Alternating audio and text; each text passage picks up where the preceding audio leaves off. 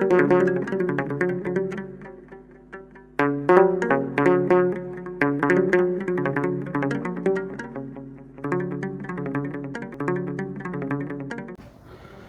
አብ ወወልድ ወመንፈስ ቅዱስ አሐዱ አምላክ አሜን። ተወዳችሁ በክርስቶስ የተባረካችሁ በጌታችን ዕዳ ከፋይነት መስቀል ላይ ዕዳ የተከፈለለት የዳነ ሕዝብ የሆናችሁ የእግዚአብሔር ልጆች ተብላችሁ እንድትጠሩ አምንድ ያለው ፍቅር የሰጣችሁ መንፈስ ቅዱስ ሀብተ ወልድ ስመ ክርስትናን ሰጥቶ አክብሮ ያደረሳችሁ ብሩካን ሁላችሁ እንደምንቆያችሁ ሁሉን የሚችል አምላክ ክብር ምስጋና ይገባዋል። እንኳን ለጰራቅሊጦስ በዓል በሰላም በጤና አደረሰን አደረሳችሁ። እግዚአብሔር ልጆች ዛሬ የምንማረው መጽሐፈ ምሳሌ ምዕራፍ 30 ቁጥር 15 ላይ አልቅት ስጠን የሚሉ ሁለት ልጆች አሉት የሚለውን የጠቢቡ ሰሎሞንን ቃል ነው። እንግዲህ አልቅት ደመ ቀዝቃዛ የሆነ ውሃ ውስጥ የሚኖር የትል ዘር ሲሆን ሰዎችን በመንከስ ደም የሚመጥ የትል አይነት ነው። ምናልባት ክፍለ ሀገር አካባቢ ኖራችሁ ወይም ወንዝ አካባቢ ያላችሁ ወይም እንደዚሁ መስኖ የምታሚያለሙ ሰዎች አካባቢ ያደጋችሁ አልቅት የሚባለውን ትል የምታውቁት ይመስለኛልና የተለየ ባህሪዎች ያሉት ትል ነውና በሳይንሳዊ መንገድ ሲጠና ልዩ ነገሮች አሉት። የመጀመሪያው ደመ ቀዝቃዛ መሆኑ ነው። ውሃ ውስጥ የሚኖር እንስሳ ነው፣ ትል ነው። ደምን የሚመስሉ ከዓለም ጋር ተጣብተው የሚያድሩ ሰዎች ባህሪ ነው ደመ ቀዝቃዛነት። በተለይ ለመንፈሳዊ ነገር ለሃይማኖት በጣም ግድየለሽ የሆኑ ሃይማኖት የሚባል ነገር መንፈሳዊ የሚባል ነገር ፈጽሞ ቤታቸው ያልገባ ደመ ቀዝቃዛ ሰዎችን ይመስላል አልቅት። ሰዎች ደመ ቀዝቃዛ ለምን ይሆናሉ? ለምንድን ነው መለኮታዊ ብርሃን እንዳያገኛቸው የሚሆኑት? ለምንድን ነው ለእግዚአብሔር ጉዳይ በጣም ግድየለሽ የሚሆኑት ብትሉ የሚኖሩበት ቦታ ነው። አካባቢ ሰውን ይለውጠዋል። መካን ሰውን ይቀድሳል፣ ሰው መካንን ይቀድሳል ይላሉ አባቶች። አካባቢ ሰውን ይለውጣል፣ ወይ ይቀድሰዋል ወይም ያረክሰዋል። ደግሞ ሰው ደግሞ አካባቢን ወይ ያረክሳል ወይ ይቀድሳል። እና እነዚህ ሰዎች ከአካባቢያቸው ነው፣ ከሚኖሩበት ዓለም ነው። በህይወት ዘመናቸው በዓመት አንዴ እንኳን እግዚአብሔር ትዝ የማይላቸው ሰዎች አሉና ከነዚህ ሰዎች ጋር የሚነግዱ፣ ከነዚህ ሰዎች ጋር የሚውሉ፣ ከነዚህ ሰዎች ጋር አግሪመንት ሲፈራረሙ፣ ውል ሲዋዋሉ፣ ሲደራደሩ፣ ሲከራከሩ፣ ሲዋደዱ፣ ሲገባበዙ የሚውሉ ሰዎች ይሆኑና ደመ ቀዝቃዛ ሊሆኑ ይችላሉ። እንግዲህ የአልቅት ባህሪ ነው። እና ሌላው አልቅት ምን አይነት ባህሪ ያለው? አልጠግባይነት፣ የማይጠግብ ነው። ከክብደቱ 5 እና 6 እጥፍ ደም እስኪመጥ ድረስ አይጠግብም። ስለዚህ ነው ሁለት ልጆች አሉት። አሁን የሚሉ ስግብግብ የሚሉ የማይጠግቡ ልጆች አሉት። እና ደመ ቀዝቃዛ ሰዎች በህይወታቸው ውስጥ አይጠግቡም። ገንዘብ ሰርተው ኑሮ ስራ የሞተ ነው ብለው ነው የሚነግሯችሁ። ብዙ ገንዘብ ሰርተው በጣም ጥሩ ነግደው ምን ሲራቆ ተበላሽቷል ይሏቸዋል። አይጠግቡም። ካፋቸው ምስጋና መደሰት አያውቁበት። ሁልጊዜ ላለያዙት ነገር ይጨነቃሉ። ካላቸው መኖር ከሚገባቸው 80 ዓመት ቢኖሩ ሊያበላቸው ሊያጠጣቸው የሚችል እንጀራ እያላቸው 5-6 እጥፍ ከዛ በላይ አግኝተው ቢኖሩ የሚደሰቱ የማይደሰቱ የማይረኩ ሰዎች ትመስላለች አልቅት። እና አለመርካት ታውቃላችሁ የስጋዊ ባህሪ ነው። ስጋ በየቀኑ ይጠማል። ጌታ ኢየሱስ ክርስቶስ ለሳምራዊቷ ሴት የተናገራት ቃል ከዚህ ጉድጓድ ውሃ የሚጠጣ እንደገና ይጠማል፣ እኔ ከምሰጠው ግን የሚጠጣ የሕይወት ውሃ ይሆንለታል፣ ይረካል ይላል። እንደገና ይጠማል። እንፈልጋለን፣ እንገዛለን፣ ደግሞ እንገዛለን፣ ደግሞ ይወጣል፣ እንገዛለን፣ ደግሞ ይመረታል፣ እንገዛለን። አለን እስካሁን እየገዛን እንበደራለን እስካሁን አለን። ልብሱንም ጨርቁንም መኪናውንም እንጀራውንም አይነቱን እንቀይረዋለን፣ ግን እስካሁን ድረስ ደግሞ በዛው ፍላጎት አለ። ግን ለዚህ ፍላጎት ገደብ የሚያበጁ እግዚአብሔርን የሚያውቁ ክርስቶስ የነካቸው ሰዎች ናቸው። በዚህ ፍላጎታቸው ውስጥ አሾልከው ያንን መለኮታዊ ፍቅር ያንን የመስቀል ቃል የሚመለከቱ ሰዎች ክርስቶስ የነካቸው ናቸው። እዚህኞቹ ግን የአርቀት ባህሪ ያላቸው ሰዎች ግን በፍጹም በቃ አይደሰቱም፣ አይረኩም። ምስጋና የሚባል ነገር እነሱ ደጅ አታገኙ። ትደነግጣላችሁ፣ በጣም ትደነግጣላችሁ። አንድ ትልቅ ባለጸጋ ሰው ቤተክርስቲያንን እንዲያግዝ ብለን ጋበዝ ነው። አንድ ትልቅ የራት ፕሮግራም ላይ ትንሽ ቆይቷል ጊዜውን ነው። ሰዓቱ እስኪደርስ ድረስ ሪሰፕሽን ላይ ሆቴል ውስጥ ነበርና ተቀብለን ተንከባከብ ነው። ምን ይምጣልህ ስንለው እሱ የጠራ ነው ለቤተክርስቲያን እርዳታ እንደሆነ ስላወቀ ችግሮችን ማውራት ጀመረ። ምን እኮ ስራው ብታዩ መንግስት ታክስ እያለ ይበዘብዘናል፣ ስራው ሞቷል፣ መኖር አልቻልንም እያለን ነው። ያ ማለት አልሰጣችሁም ገንዘብ እያለን ነበር። ያው እንዳለው ትንሽ ጠብ አድርጎልን ሄደ ለቤተክርስቲያን ማለት። ከዛ ሌላ ጊዜ ጎሳዊ ስብሰባ ነበረና የዛ እሱ የሚኖርበት ብሔር ጎሳዊ ስብሰባ ላይ የጎሳ መዋጮ ነበረ። በዛ በጎሳ መዋጮ በሚሊዮን የሚቆጠር ገንዘብ ሲያዋጣ አየሁት። ሁለት ነገሮችን የተመለከትኩት ይህ ሰው አንደኛ ለእግዚአብሔር ምንም ፍላጎት የሌለው ደመ ቀዝቃዛ ሰው መሆኑ፣ እንደውም እኛ ልናስተምረው እንጂ ለምነው መጥራት እንደሌለብን የተማርኩት። ሁለተኛ ከእግዚአብሔር ይልቅ ለጎሳው፣ ለደሙ፣ ለዘሩ የተሻለ ስሜት እንዳለው ተረዳ።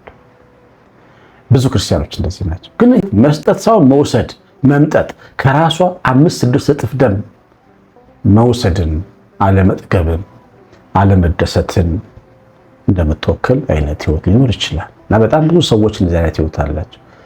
ሌላው አሁን ይሁንልን የሚሉ ናቸው የሚለው ቃል ነው በጣም እንድንመለከተው የምፈልገው። ስጠን የሚሉ አሁን ስጠን የአልቀት ባህሪ ያላቸው ክርስቲያኖች አሉ።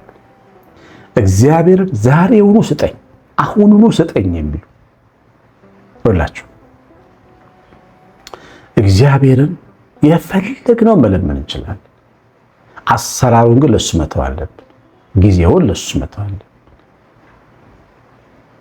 አሁን አርጋት ካላረካት አምላክ አይደለም የሚባል ቅድመ ሁኔታ አይቀርብም። እግዚአብሔር ነውር። እግዚአብሔር እኛ ኖርንም አልኖርንም አምላክ ነው። እኛ ሳንኖር አምላክ ነው። የዘላለም አምላክ ነው። የአጥቢያ ኮከቦች ሳይፈጠሩ እግዚአብሔር አምላክ ነው። በእኛ ቅድመ ሁኔታ አምላክነቱ የሚሻር አይደለም። እንደዚህ ሞኞች መሆን የለብን። አንተ አምላክ አይደለህም ብለን ራሳችንን ከአምልኮ ማዕቀፍ ውስጥ ለማውጣት የምንደረደር ሰዎች በፍጹም አይደለም። አሁን ይሆንልን አይባልም። እግዚአብሔር በፈቃዱ በወሰነው ጊዜ ማድረግ የሚፈልገውን ያደርጋል። እንኳን እኛ ያመነው አብርሃም እንኳን ድግ ጠንቶ ነው የተባረከው። ብዙ ዓመት ጠብቆ ነው ልጅ የወለደው። የሚወደውን ተጠይቆ ነው እምነቱ የተገለጠው።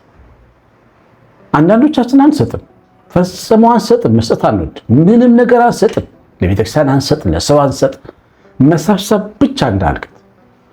ግን ደግሞ ሲጨንቀን ደግሞ አሁን ምን ይደረግልን እንላለን። ሰተን አናውቅም። በምን ብድራታችን ነው የሚሰጠን እንዴ? በምን ሎተሪ እንኳን እኮ ተቆርጦ እኮ ነው የሚደርሰው አይደል? ዝም ብሎ ይደርሳል ሎተሪ እንኳን ዘር ተዘርቶ ይታጨዳል። ሎተሪ እንኳን 5 ብር፣ 10 ብር፣ 50 ብር በኢትዮጵያ ተከፍሎ ነው ገንዘብ የሚቆረጥ። ብዙዎቻችን ግን ሳንከፍል መቀበል እንፈልጋለን። ልክ አይደለም። ደግሞ አሁኑን ይደረግልን። አሁን ካላረክ አምላክ አይደለም። አሁን ካላረክ የሚባል ቅድመ ሁኔታ የጸሎት ጠንቅ ነው፣ የአምልኮ ጠንቅ ነው። በቅዱስ መንፈሱ በቅዱስ ፈቃዱ የሚወደውን ያድርግ። በወደደው ሰዓት እሱ ይጠቅማል ባለ ሰዓት ያድርግ። ግን ምን ፈልገው መለመን እንችላለን። የአልቀት ባህሪ ነው። አሁን ስጡኝ ትላለች። ሌላው የአልቀት ሶስተኛ ባህሪዋ ማደንዘዝ ነው። ስትነክስ አደንዝዛ ነው የምትነክሰው። እንደነከሰችን አይታወቅም፣ ግን ከኛ ላይ በጣም ብዙ ደም ትመጣለች። በልጅነቴ ሰበታ የሚባል ሀገር እኖር ነበር አያቶቼ ጋርና አያቶቼ ደግሞ አትክልት፣ ጥቅል ጎመን፣ ቲማቲም በመስኖ ያለማሉ እና በበራችን ላይ ትልቅ መስኖ የሚመስል ውሃ ያልፋልና ለእኛ ደግሞ እሱ ትልቅ ወንዝ ነው እሱ ውስጥ ገብተን እንቦጫረቃለን እና እዛ ውስጥ ስንገባ አልቀት ይነድፈን ነበር እና ሲነድፋችሁ እሱን መንቀል በቀላሉ አትችሉ። በጣም ትግል ይፈልጋል። ስትነቅሉት ደግሞ ሰውነታችሁ በደንብ ነው የሚደማው። ግን እንደነከሰን አይታወቅም። የሚገርማችሁ ካላየነው አናውቅም። እኛን የሚያደነዝዝ ምራቅ ይጠቀማል። ቶሎ ብለን እንዳንቃወም በእጃችን እንዳናነሳው ማለት ነው። እና አደንዛዥ ሰዎች አሉ በሕይወታችን ውስጥ። አደንዛዥ ሰዎች ውበታቸው እና ለሚያደነዝዘን ትዳራችንን ትተን ወደ እነሱ እንሄዳለን። ነክሰው ይዙናል። በጣም ብዙ አባወራዎች በዚህ ይፈተናሉ። በስራ ቦታቸው፣ በንግድ ቦታቸው መልካም ሰዎች ይፈትኗቸው፣ ሴቶች ይፈትኗቸዋል። የቆንጆች መንገድ ሄደው በጣም ብዙ ነገራቸውን የሚያጡ ሰዎች አሉ። ደንዝዘው ማለት በዘር በጎሳ ስሜታቸው ተይዘው የሚመጠጡ ሰዎች አሉ። ለጦርነት ገንዘብ የሚያዋጡ፣ ለእልቂት ፈንድ የሚያረጉ፣ ክርስቶስ ለገነባ ቤተክርስቲያን መፍረስ የሚሰሩ አሉ። ለምን? ጎሳ ነው። አንተ ትግሬ ነህ፣ አንተ ኦሮሞ ነህ፣ አንተ እዚህ ጋር ምን ታደርጋለህ? አንተ አማራ ነህ፣ አንተ ጎንደሬ ነህ፣ አንተ እንዲህ ነህ የሚሏቸው ሰዎች ያደንዟቸዋል። በዛ በሚወዱት ዘር ቅዱሱን ዓላማ ትተው አሐቲ ቤተክርስቲያን ትተው በተከፋፈለች በተከፈተፈች ሰፈራዊ ቤተክርስቲያን ውስጥ ተሰብስበው አሐዱ አብ ቅዱስ ብለው ለመድፈር ይሞክራሉ። ያደነዝዛል። ስሜቱ ከባድ፣ የጎሳ ስሜት ከባድ፣ ብዙዎቹን ይበላል። ብዙዎቹን ባዶ አራግፎ ጥሏቸዋል። እግዚአብሔር መንግስት ለማፍረስ የሚሰሩ ይሆናሉ። ቅኖች እኮ ናቸው፣ ይገርማቸው፣ ደጎች እኮ ናቸው።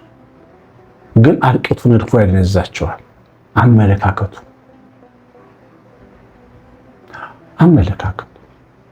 ገንዘብ ታቦት እንዲሸጡ የሚያስማማቸው ሰዎች አሉ። ችግር የለም እግዚአብሔር መሐሪ ነው፣ እንሽጠው እንዝረፈው ብለው ታቦቱን አዘርፈው አቀባብለው ዶላር ተቀብለው የሚሸጡ ሰዎች አሉ። ገንዘብ ስለሚወዱ ገንዘብ ያደነዝዛቸዋል። ይህንን ያደርጋሉ። የአልቅት ባህሪ ነው። አደንዝዛ ትመጣለች። እግዚአብሔር ልጆች፣ እኛ ግን ሰዎች ነን። እኛ ግን እግዚአብሔር ያሰበው ሰዎች ነን። ታስበው ዘንድ ሰው ምንድን ነው የተባለልን? የእግዚአብሔር ዓላማ የክርስቶስ ደም ያለብን የእግዚአብሔር ሕያው ቤተ መቅደሶች ነን። ባለ አእምሮ ነን።